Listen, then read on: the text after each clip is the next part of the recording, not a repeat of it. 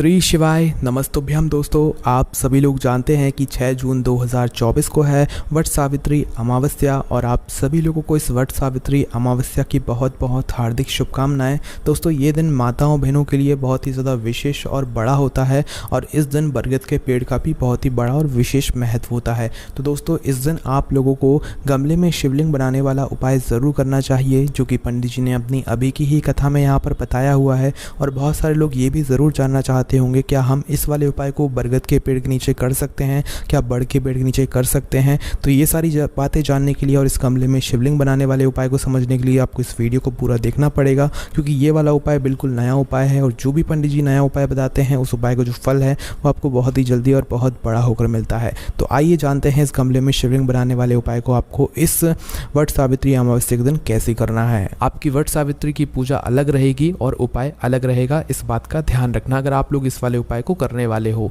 तो देखो, सबसे पहली चीज़, इस वाले उपाय को करने के लिए पंडित जी ने 2 जगहें बताई हुई हैं।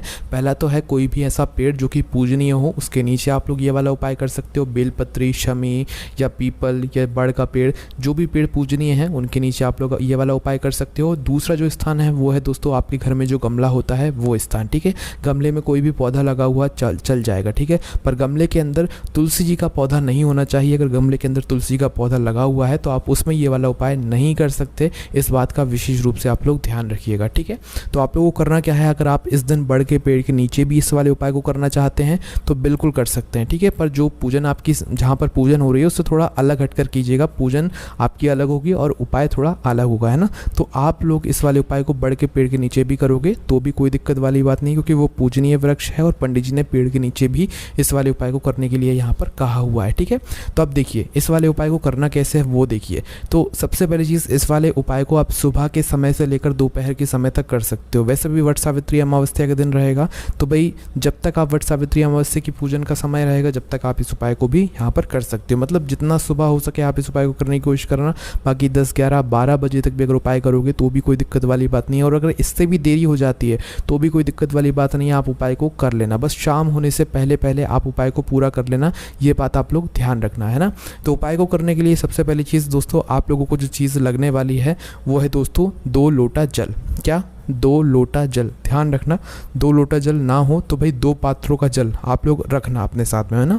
मतलब 2 ऐसी चीज़ जिसके अंदर आप लोग जल भर सको, वो आप लोग अपने मन में ध्यान रखना, है ना। 1 लोटा है तो 1 लोटे के अंदर भर लो, और दूसरा लोटा नहीं है तो 1 कटोरी के अंदर जल भर लो। कहने का मतलब है कि 2 पात्रों के अंदर आपके पास जल होना चाहिए, और अगर 2 लोटा आपके पास उपस्थित हैं तो दोनों लोटों के अंदर जल भरकर तैयार रख लो, है ना।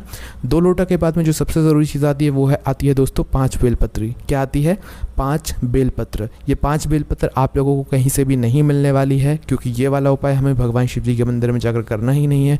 वहाँ पर करना होता है तो हम शिवलिंग के ऊपर से ही ये बेलपत्र ले लेते हैं। इसलिए जो 5 बेलपत्र हैं ये तो या तो आप किसी वृक्ष से तोड़ कर लाइएगा, या तो फिर आप क्या कर सकते हैं कि भाई किसी से ले सकते हैं, कुछ भी कर सकते हैं, पर ये जो 5 बेलपत्र हैं ये आपको खुद ही लानी पड़ेगी, खरीद कर लाओ, कैसे ही लाओ, पर उपाय में 5 बेलपत्र की विशेष रूप से आवश्यकता यहाँ पर पड़ने वाली है। उसके बाद में दोस्तों एक घी का दीपक, जो घी का दीपक होगा वो मिट्टी के दीपक के अंदर आप लोग रखना, उसके अंदर गोल बत्ती रखना और शुद्ध देसी गाय का घी डालना। अब इसमें भैंस का मिलावटी घी ना मतलब इस्तेमाल मत करना, क्योंकि उपाय में हमेशा शुद्धता का विशेष रूप से ध्यान रखा जाता है और शुद्धता गाय के घी में ही होती है, इस बात का भी आप लोग ध्यान रखना, है ना। तो एक घी का दीपक आप लोग अपने साथ में तैयार कर लेना, और इस शिव जी की 5 बेटियों का नाम या तो आप लिख कर याद कर लेना, या जब उपाय करने के लिए जाओ तो लिख कर लेकर जाना, ताकि आप लोगों को वह नाम ध्यान रहे, क्योंकि शिव जी की 5 बेटियों का नाम भी हमें इस उपाय में इस्तेमाल होने वाला है ना। हम आपको नाम भी एक बार बोलकर बता देते हैं, आप चाहो तो लिख सकते हो या तो मन ही में याद कर सकते हो। देखिए शिव जी की 5 बेटियों का नाम है जया, विषहरा, शामली बारी, दौतली और देव। ये 5 नाम आप लोगों को उपाय को करते समय बोलने हैं। कब बोलने हैं ये हम आपको उपाय जब आप शुरू करेंगे तब हम आपको बताएंगे, ठीक है। सबसे पहली चीज़ दोस्तों, जब आप उपाय करने के लिए पहुंचे, सुबह के समय, दोपहर के समय, शाम होने से पहले, कभी भी जहां पर भी आप लोग उपाय कर रहे हो, चाहे बड़ के पेड़ के नीचे, चाहे बेलपत्र के पेड़ के नीचे, चाहे पीपल के पेड़ के नीचे, जहाँ पर आप लोगों का मन कर रहा है आप वहाँ पर जाकर इस उपाय को करना। या तो अपने ही घर के जो गमला हो उसके अंदर भी ये वाला उपाय करना। विशेष जो बात है वो है इस दिन की, क्योंकि वट सावित्री अमावस्या का दिन बड़ा ही विशेष होता है। इस दिन भगवान का आशीर्वाद भी हमें बहुत ही अच्छी तरीके से यहाँ पर मिलता है। तो आप लोग उपाय को करने के लिए अपनी ये सभी सामग्री तैयार करके पहुँच जाना कहाँ पर, जहाँ पर आप लोग अपना ये वाला उपाय करने वाले हो। बड़ के पेड़ के नीचे पहुँच जाना, या तो किसी पेड़ के नीचे पहुँच जाना, या तो अपने गमले के पास में पहुँच जाना। बस गमले में ध्यान रखना तुलसी जी का पौधा नहीं होना चाहिए, उस गमले में ये वाला उपाय नहीं करना है ना। तो आपको सबसे पहले जाकर करना क्या है, तो देखो जैसे ही आप लोग जहाँ पर भी उपाय कर रहे हो पेड़ के नीचे या गमले में, तो भाई जैसे ही आ जाओ वहाँ पर तो बैठ जाना वहाँ पर जाकर, ठीक है। बैठकर सबसे पहले आपको वहाँ पर पार्थिव शिवलिंग का निर्माण करना है, चाहे पेड़ के नीचे हो चाहे गमले में हो, है ना। तो बैठोगे आप वहाँ पर, तो बैठने के बाद सबसे पहले पार्थिव शिवलिंग का निर्माण करोगे। एक ही पार्थिव शिवलिंग बनेगा, एक से ज़्यादा नहीं बनेगा, है ना। तो पार्थिव शिवलिंग कैसे बनाओगे, मात्र जो पेड़ के नीचे की मिट्टी होगी, भले ही थोड़ी सी ही क्यों ना मिट्टी हो, चाहे गमले की मिट्टी होगी, उसी गमले की मिट्टी को या पेड़ की मिट्टी को थोड़ा सा ऊपर की ओर उठाकर आपको उसे एक शिवलिंग का आकार दे देना है। मात्र इतना सा आपको काम करना है और आपका जो पार्थिव शिवलिंग है वो तैयार हो जाएगा। इसमें आपको कुछ अलग से डिज़ाइन बनाने की ज़रूरत नहीं है, मात्र अपनी सीधे हाथ की हथेली से थोड़ा सी वहीं की मिट्टी को ऊपर की ओर उठाकर आप लोग शिवलिंग बना लेना, मतलब पार्थिव शिवलिंग बना लेना, है ना। एक शिवलिंग बनेगा, इससे ज़्यादा नहीं बनेगा। जैसे ही आपका एक पार्थिव शिवलिंग पेड़ के नीचे बन जाता है या गमले में बन जाता है, उसके बाद में अब आपको जो है अपनी पूजन करना यहाँ पर शुरू करना है, ठीक है। तो जैसे ही पार्थिव शिवलिंग बनता है, अपनी वह 5 बेलपत्र निकाल लो जो आप उपाय को करने के लिए लेकर आए हुए हो, है ना।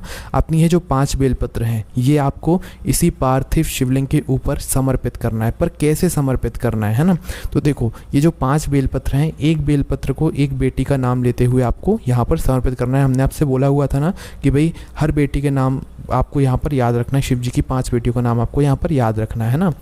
तो देखिए हर बेलपत्र को समर्पित करते समय आपको शिव जी की 5 बेटियों का नाम मतलब बोलते जाना है। जैसे कि आप सबसे पहले अपनी एक बेलपत्र निकालना और डंडी का मुख अपनी तरफ जो है करके समर्पित करते जाना उस पार्थिव शिवलिंग के ऊपर, है ना। तो क्या करोगे, सबसे पहले अपनी पहली बेलपत्र उठाना और जया नाम से उसे चढ़ा देना, ठीक है। उसके बाद में अपनी दूसरी बेलपत्र उठाना, उसे विषहरा नाम से चढ़ा देना। उसके बाद में अपनी तीसरी बेलपत्र उठाना और उसे शामली बाली के नाम से चढ़ा देना। उसके बाद में अपनी चौथी बेलपत्र को उठाना और चौथी बेलपत्र को आप दौतली के नाम से उस पार्थिव शिवलिंग पर चढ़ा देना। उसके बाद में आपकी जो 5वीं और आखिरी शिवलिंग होगी, इसको भी आप लोग देव के नाम से उस पार्थिव शिवलिंग के ऊपर चढ़ा देना। मतलब कि हर एक बेलपत्र को आपको जब चढ़ाना है, जब आप शिव जी की एक एक बेटी का नाम ले लो, ठीक है। और जो जैसे जैसे हमने आपको नाम बताया, जैसे जैसे बेलपत्र चढ़ाने को बताया, वैसे ही आपको चढ़ाना है। एक साथ नहीं चढ़ाना है, एक एक बेलपत्र चढ़ाना है, डंडी का मुख अपनी तरफ करके, और शिव जी की एक एक बेटी का नाम भी यहाँ पर आपको लेते जाना है। जैसे ही आपकी यह 5 बेलपत्र चढ़ जाती हैं, तो भाई 5 बेलपत्र चढ़ने के बाद आपको क्या करना है कि आप जो अपने साथ 2 लोटा जल लेकर आए हुए हो या 2 पात्रों में जो जल लेकर आए हुए, देखो 2 अलग अलग जगह पे आपको जल लेकर आना है। 2 लोटा अलग से लेकर आना या तो 2 पात्र अलग से लेकर आना, है ना, पर 2 पात्रों में आपका जल होना चाहिए। तो आपको करना क्या है, जो 5 बेलपत्र अभी आपने अपने पार्थिव शिवलिंग के ऊपर चढ़ाए हुए हैं, इसी पार्थिव शिवलिंग के ऊपर, इन्हीं 5 बेलपत्र के ऊपर आपको अपना वह दोनों लोटा जल जो है ऊपर कर लेना है, ठीक है। मतलब ये जो 2 पात्रों का जल है, 2 लोटों का जल है, ये आपको आमने सामने कर लेना है अपनी उस पार्थिव शिवलिंग के ऊपर, ठीक है। जहाँ पर भी आप उपाय कर रहे हो, पेड़ के नीचे चाहे गमले में, आपको दोनों पात्रों का जो जल है, दोनों पात्रों को एक दूसरे के आमने सामने यहाँ पर कर लेना है जब आप जल अपने पार्थिव शिवलिंग के ऊपर या उन 5 बेलपत्र के ऊपर चढ़ाने जा रहे हो, ठीक है। तो आमने सामने करके आप लोग अपने उन लोटों से एक धारा से जल चढ़ाना शुरू करना और धीरे धीरे करके पूरा आप लोग जल चढ़ा देना। चाहे आप जो भी पात्र लेकर आए हुए हो, उनसे एक धारा से धीरे धीरे करके आप लोग पूरा जल यहाँ पर जो है चढ़ा देना। जैसे ही आप लोगों का ये जो जल है ये पूरा चढ़ जाता है, उसके बाद में आप जो अपने साथ में घी का दीपक लेकर आए हुए हो, उस दीपक को यहाँ पर आप लोग जला लो। देखो दीपक को पहले भी जला सकते हो और अभी भी जला सकते हो, है ना। तो जैसे ही जल चढ़ जाए उसके बाद में आप अपना वह दीपक जो है अपनी माचिस से जलाना है ना। इस दीपक को घर से जलाकर नहीं लेकर आना है, इस बात का ध्यान रखना। तो दीपक को जलाना और दीपक को जलाने के बाद क्या करना है आप लोगों को, वहीं पर उस पार्थिव शिवलिंग की आरती उतार कर पूजन करके आप लोग वहाँ पर रख देना। जैसे ही आपका ये दीपक रखा जाता है, उसके बाद में भगवान से हाथ जोड़कर एक बार प्रार्थना ज़रूर कर लेना कि भगवान हमारे घर में ये दुख और परेशानी चल रही है, आप इसको दूर करें, हमारी ये मनोकामना है आप इसको दूर करें। या आप अपने घर परिवार की सुख और शांति के लिए वाला उपाय कर रहे हैं तो भगवान से प्रार्थना करें कि आपका आशीर्वाद हमेशा हमारे घर परिवार पर बनाए रखिएगा, ताकि हमारे घर परिवार पर कभी कोई दुविधा ना आए और सुख और शांति सदैव बना रहे। ऐसी आपको प्रार्थना करके वहीं पर भगवान को एक बार धूप दे देना है, उनसे प्रार्थना कर लेना है।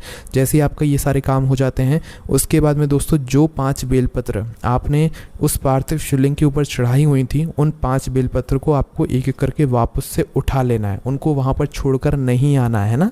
तो 5 जो बेलपत्र हैं उनको एक एक करके उठा लो, क्योंकि इन 5 बेलपत्रों को हमें अपने घर पर लेकर जाना है। ये भगवान शिव जी का आशीर्वाद हमारे साथ में जाएगा, ठीक है। तो इस बात का ध्यान रखना है ना। और जो शिवलिंग आपने यहाँ पर बनाया हुआ है इसका आपको विसर्जन करना है, पर विसर्जन जब करना है, जो दीपक आपने जलाया हुआ है वह जब तक ठंडा ना हो जाए, मतलब अपने आप बुझ ना जाए, जब तक आपको उस पार्थिव शिवलिंग का विसर्जन नहीं करना है, ठीक है। और जैसे ही वह दीपक मतलब पूरा हो जाता है, बुझ जाता है, ठंडा हो जाता है, तो फिर आप उस पार्थिव शिवलिंग का विसर्जन कर सकते हो। बाद में आकर भी कर सकते हो और या वहीं पर बैठकर भी कर सकते हो ना। बस वह 5 बेलपत्र को आपको उठाना है, उठाकर उन्हें अपने घर पर लेकर आ जाना है।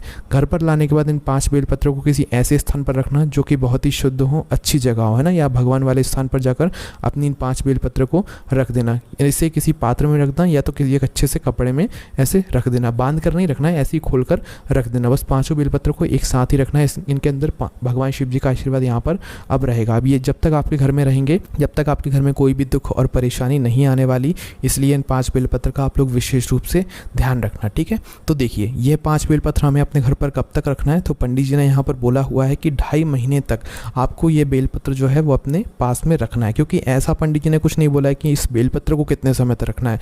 आपकी मनोकामना के लिए यहाँ पर पंडित जी ने बोला है, आपकी दुख और परेशानी के लिए यहाँ पर पंडित जी ने बोला है कि 2.5 महीने के अंदर आपकी दुख और परेशानी दूर हो जाएगी, आपकी मनोकामना पूर्ण हो जाएगी। तो जब तक तो आप लोग इन बेलपत्रों को अपने घर में रख ही सकते हो। बाकी 15 दिन के अंदर अंदर आप लोगों को इस उपाय को करने का फल मिलना शुरू हो जाएगा, ऐसी बात खुद पंडित जी ने कही हुई है। पर जब भी आपको इन 5 बेलपत्र को मतलब अपने घर से बाहर करने का मन करे, विसर्जन करने का मन करे, जैसे ही आपकी मनोकामना पूरी हो जाती है या बेलपत्र सूखने लग जाती हैं, तो फिर उसके बाद आप इन 5 बेलपत्र को किसी भी बहते हुए जल के अंदर बावड़ी तालाब में विसर्जन कर सकते हो और आपका यहाँ पर उपाय पूरा हो जाता है, ठीक है। तो इस विशेष दिन पर हमने आपको इस उपाय को अच्छे से समझा दिया है। बाकी आप उपाय को करना चाहते हैं या नहीं करना चाहते हैं वो आपके ऊपर है। बाकी इस दिन अगर कोई भी माता बहन इस वाले उपाय को करेगी तो उन माताओं बहनों को विशेष रूप से इस उपाय करने का फल बहुत ही जल्दी और बहुत बड़ा होकर मिलेगा। बाकी दोस्तों, कोई भी दिक्कत, समस्या, परेशानी आती है तो उसे आप हमसे कमेंट करके पूछ सकते हैं। ओम नमः शिवाय, जय बोले बाबा श्री शिवाय, नमस्तुभ्यम।